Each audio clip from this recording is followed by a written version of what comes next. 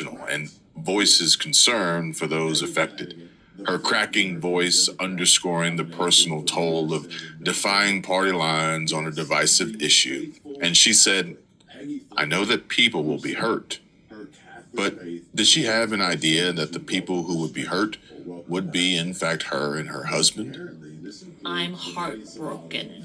A woman in public office has been assassinated. Shot and killed simply for serving her state. Melissa Hortman should still be with us. Melissa was one of the most consequential speakers in the history of our state. Her life mattered. Her leadership mattered. Political violence is happening to Democrats and Republicans. To women, to leaders, to people who dare to speak up. Threats, A plan to kidnap Michigan Governor Gretchen Whitmer, and then what they were planning to do to her. harassment, Female members, specifically, regardless of party affiliation, are the number one targeted for violence, threats, and harassment campaigns. Armed intimidation. A gunman shot Arizona Congresswoman Gabrielle Giffords and several others today. and now murder, all because someone decided her voice was too powerful. We refuse to accept this. The polarization in our country, the online hate, it needs to stop. We will not normalize violence against women in power. Or anyone else. This is not normal. We are going to lead. We are going to lean on one another. We're going to protect each other. And we're going to demand a safer democracy. For every woman watching this, we see you. We stand with you and And we're going to keep showing up Louder, stronger, Together. Violence has absolutely no place in democracy. Well, can someone please get that message delivered to all these Democrats? I think they didn't get the memo. No, we got the opposite response. Tim Walz systematically retaliated against whistleblowers. Tyler, your response. I think this is absolutely infuriating. How did that happen? Why did it take so long for it to be discovered? And what needs to change moving forward? Absolutely. And it's really a failure of Tim Walz and his administration to do basic internal controls in these programs and to hold people in these agencies accountable. So there were whistleblowers from early on that said, we think there's a problem here, things are not looking right, the programs were growing too fast, but they always turned a blind eye, and whistleblowers were retaliated against and felt threatened. And so this year, once the fraud committee formed, then people had another avenue to report fraud where they knew they would be taken seriously. And so we've helped expose the fraud. We've helped keep pressure on the agencies by having hearings. And so belatedly now they're coming to the table. But they turned a blind eye for years. But there is a whistleblower. Thank you. I'd like to respond to that. So we did receive your letter, Inspector General, asking us to share information with you on credible whistleblower reports. And to date, we have not, because there is no trust, as you might understand. This fraud has been perpetuated on your watch, and the whistleblowers who reach out to us within the department are terrified, and they feel that they've been retaliated against already. They feel that they are very afraid. They're afraid to reach out to us. And if they thought we were then turning around and giving it to you, we would not have whistleblowers. Hundreds of government workers accused Minnesota Governor Tim Walz of retaliating against whistleblowers. More than 400 members accused Walz of retaliation, ignoring warnings of a fraud scheme and stealing taxpayer dollars to fund a Somali terror group. This all comes after prosecutors said more than $250 million in funds were stolen from federally funded child nutrition programs. When confronted with these allegations, Walz blamed President Trump for the backlash. More than 400 employees of the Minnesota Department of Human Services accusing Governor Tim Walz of failing to act on widespread fraud warnings and then retaliating against whistleblowers. That department writing on X, quote, Tim Walz is 100% responsible for massive fraud in Minnesota. We let Tim Walz know of fraud early on, hoping for a partnership in stopping fraud, but no. We got the opposite response. Tim Walz systematically retaliated against whistleblowers using monitoring, threats, repression, and did his best to discredit fraud reports. Now, the claims come as some in Minnesota's Somali community continue to face allegations, with the New York Times reporting that federal prosecutors, quote, charged dozens of people with felonies, accusing them of stealing hundreds of millions of dollars from a government program meant to keep children fed during the COVID-19 pandemic.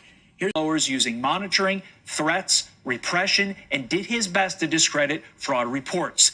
Now, the claims come as some in Minnesota's Somali community continue to face allegations, with the New York Times reporting that federal prosecutors, quote, charged dozens of people with felonies, accusing them of stealing hundreds of millions of dollars from a government program meant to keep children fed during the COVID-19 pandemic. Here's Governor Walz when asked about the situation yesterday. Take responsibility for putting people in jail. Governors don't get to just talk theoretically. We have to solve problems. And I will note, it's not just Somalis. Minnesota is a generous state. Minnesota is a prosperous state, a well-run state. We're AAA bond rated, but that attracts criminals. Those people are going to jail. We're doing everything we can. But to demonize an entire community on the actions of a few, it's lazy. President Trump has said he will be terminating the temporary protected status for Somalis in Minnesota, citing fraudulent money laundering activity. And these we deserve so many answers from Tim Walz on this, because he's not just being accused here of not investigating fraud. He's being accused of silencing whistleblowers, of delegitimizing them to the media, and then also of choosing people for these roles who are not competent to do the job, and who are not going to trace down the abuse and the fraud. So we initiated a whistleblower portal last spring in response to people who were race, religion, gender, orientation, or immigration status. Because this is the only way he knows he can prevent the solidarity of us working together across all of our differences. Thank you. For years, Ilhan Omar and others on the left have thrown labels at Donald Trump: racist, bigot, dangerous, repeating them so often that people stop asking whether they're true. Say a lie enough times, and it starts to sound like fact. But then Ben Carson steps in, calm and methodical, and the narrative begins to crack. No shouting, no insults, just facts. And the reaction in the room makes it clear this wasn't what anyone expected. Congresswoman Ocasio-Cortez, Congresswoman Tlaib, Congresswoman Presley, I think is her name. They call themselves the Squad. I consider them to be fools. They hate America. They think America was wicked in its origins, and it's even more wicked today. They ought to be thanking America. Welcome back to Capitol Insights. Today we're breaking down an explosive moment in American politics. Senator John Kennedy absolutely obliterates AOC and the Squad in a fiery speech. His words were blunt, his message was clear, and trust me, you don't want to miss this breakdown. But before we dive in, make sure to smash that like button and hit subscribe so you never miss the latest updates on politics and current events. So let me say it one more time. I thought in the president's original tweet, I thought it was a poor choice of words. I think I know what the president meant, and he clarified later and said, look, if you're not happy in America, leave. Just leave. And I agree with that.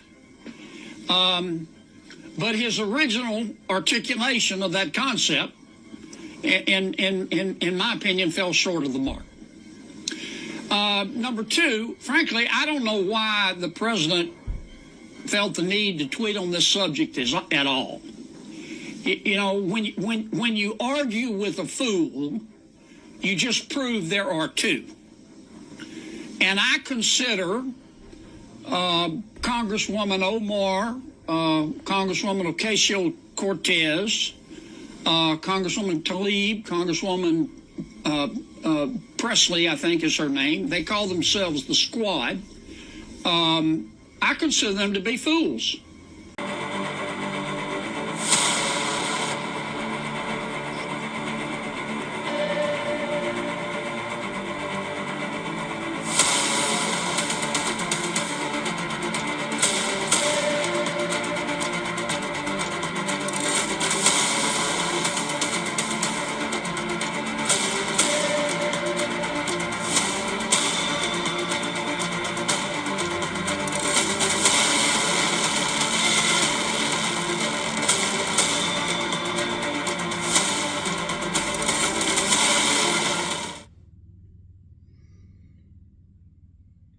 daycare. And they get $1.9 million a year from the government to run this daycare center. If you don't already know, daycare centers get government funding. The problem is, legal and illegal Somali people that have come to the country have started opening up daycare centers, renting out buildings and facilities, not even spelling words right in their business, in their billboards. And they're taking taxpayer dollars being funded by the government to run a daycare that have no children at the daycare, living better than you or I, scamming the government. So Nick goes to these places to try to expose them. And this is happening all over the United States. They're getting $1 to $2 million a year to run a fraudulent business. And now ICE is going after them and will be deporting any illegal Somalis that are running illegal fraudulent businesses and taking government funding. Hello everyone, welcome back to the channel. And today's story has completely taken over social media, and it sparked intense reactions across different countries in the United States. A YouTuber named Nick Shirley recently went viral after releasing footage from Minnesota that shows what he says are licensed daycare centers receiving large amounts of public funding, yet appearing empty or inactive. And in the clips you're about to see,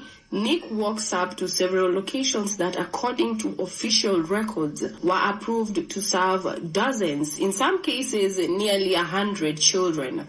But when he gets there, there are no kids, no visible staff, locked doors, covered or missing windows, and neighbors saying they've never seen a daycare operating at those locations. The single most viral clips on the internet right now are from Nick Shirley, an independent journalist, YouTuber, who's 23 years old. This dude has gone to Somali businesses and exposed... Pinnacle Studio 25 brings you closer to pro-level editing magic. With smart object tracking, video masking, enhanced titles, new blend modes and audio features, 8K import, and enhanced stability and performance. Smart object tracking can create... Every single business is a front. Every single business is fake. We live in a completely fake, fraudulent world. Check out this footage. It's just going to make your blood boil. Every single business, he just gets screamed at, and they call the cops on him. He's just trying to use their services, right, child care or health care, and none of it's real. Minnesota Child Care right here. It's from the state of Minnesota's website. We're just wondering where the children are. Where the children are?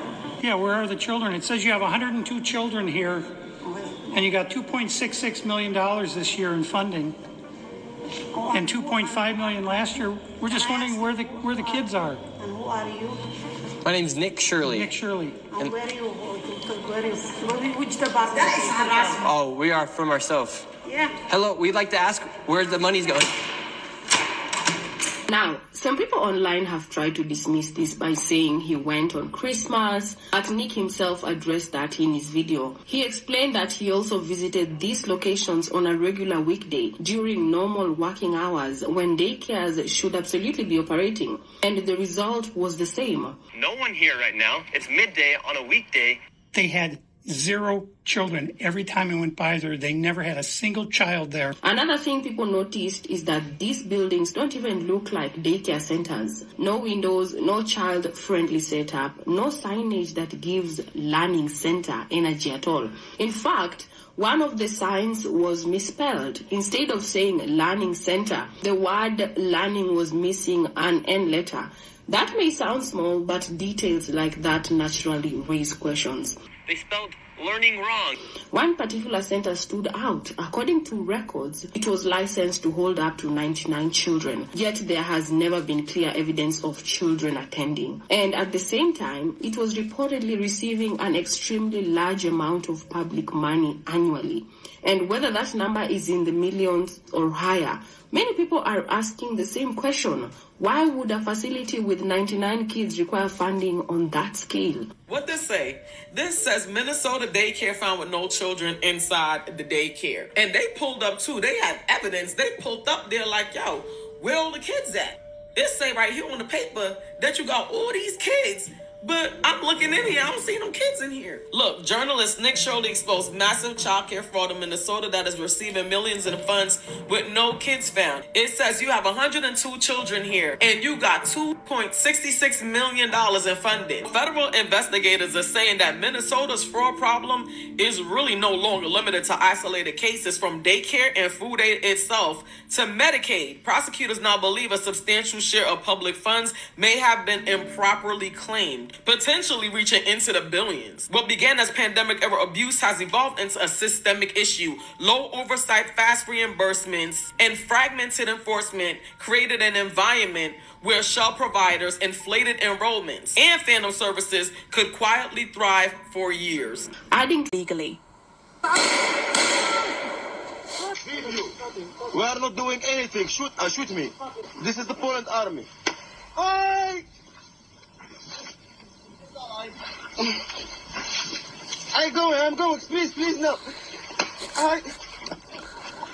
I think a lot of people are taking advantage of the kindness of Europeans or Western countries. It's very clear, don't cross the border. If you cross the border or try to get into the country, you will be shot or you're not allowed to come. But people don't respect these borders anymore because there's so many policies in America before Trump got elected and in Western Europe where people were just allowing these people to freely come into the country. So of course, nobody's going to respect the law. There has to be a good balance of kindness and punishment, right? I think what we've had in the West for a very long time is just all about kindness. We need to be compassionate to all these people coming into the country. But if you're too lax, you're going to get taken advantage of. And this is a main problem because unfortunately, the world is full of cheaters. There are a lot of bad people out in this world. And I think a lot of people from Western countries, because we come from privileged countries, we like to think that, all we got to do is educate people and people can be educated to think the way that we think. But as we're seeing right now in Western Europe, that is not the case. There are gangs in Sweden now going into a bunch of businesses demanding to pay a bribe essentially or to get protection from the streets.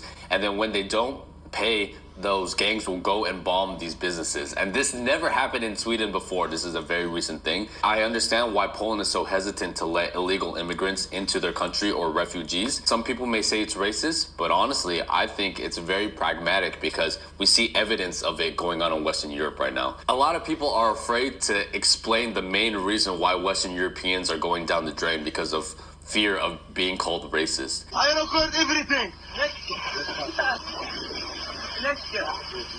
I will show everything to humanity. This has been applied.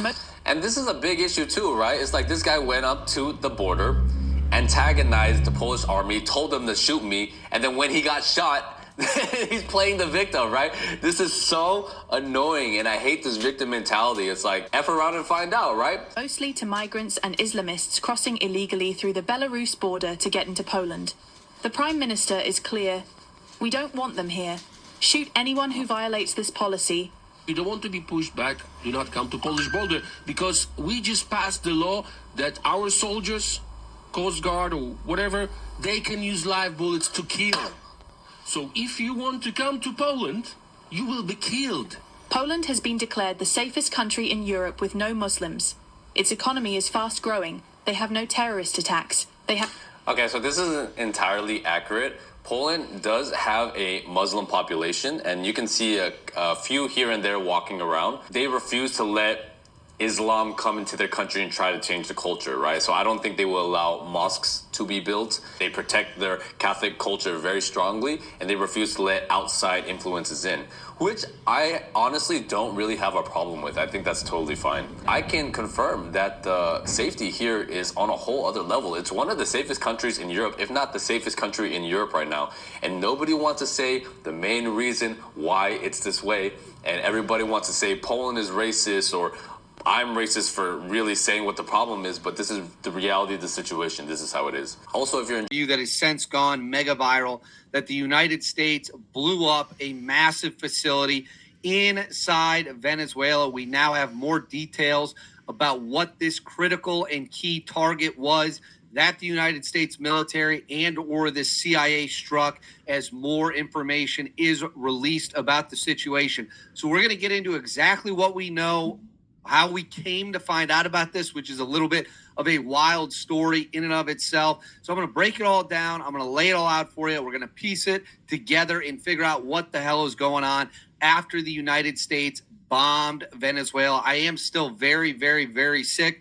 I do apologize if my voice sounds off. I'm feeling terrible, but I'm going to keep pushing through to make sure you guys get the news. If you're not going to quit, I'm not going to quit on you. So before we get into it, please make sure to like and subscribe.